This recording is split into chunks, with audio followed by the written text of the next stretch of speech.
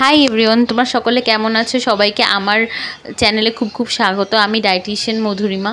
আজকে আমার weight loss জার্নির তৃতীয়তম দিন। আমি আজকে 11টা সূর্য নমস্কার করেছি। সকালবেলা ঘুম থেকে উঠে কিছুতেই আমার এক্সারসাইজ করতে ইচ্ছা করছিল না, মনে হচ্ছিলো যেন শুয়ে থাকি, খুব লেজি ফিল হচ্ছিল। তারপর নিজেকে খানিকটা ফোর্স করেই উঠলাম, উঠে এক্সারসাইজ কমপ্লিট করলাম। আমার মনে হয় ওয়েট লস জার্নিটা মোরওভার যে নিজের সাথেই নিজের যুদ্ধ।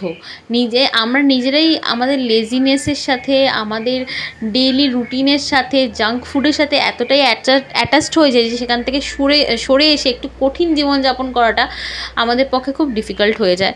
আর সিমিলারলি আমার ক্ষেত্রেও তাই হচ্ছে। আমার ওয়ার্ক লাইফের কারণে আমি টাইম মতো খাওয়া দাওয়া করতে পারিনি, এক্সারসাইজ করতে পারিনি, তার জন্যই সাডেনলি আমি এতটা ওয়েট গেইন করে ফেলি। এখন আবার নিজেকে ব্যালেন্স আউট করে নর্মাল লাইফে ফেরার চেষ্টা চলছে।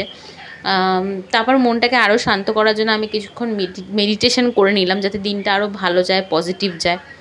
ব্রেকফাস্ট করার আজকে রান্না করার তেমন টাইম ছিল না, খুব তাড়াতাড়ি বেরোতে হতো, তাই চিড়ে নিয়েছিলাম, আর সাথে টক দইয়ের পরিমাণটা প্রায় 250 মতো নিয়েছিলাম, আর চিড়েটা 50 গ্রাম মতো নিয়েছিলাম, আর সাথে একটা কলা নিয়েছিলাম।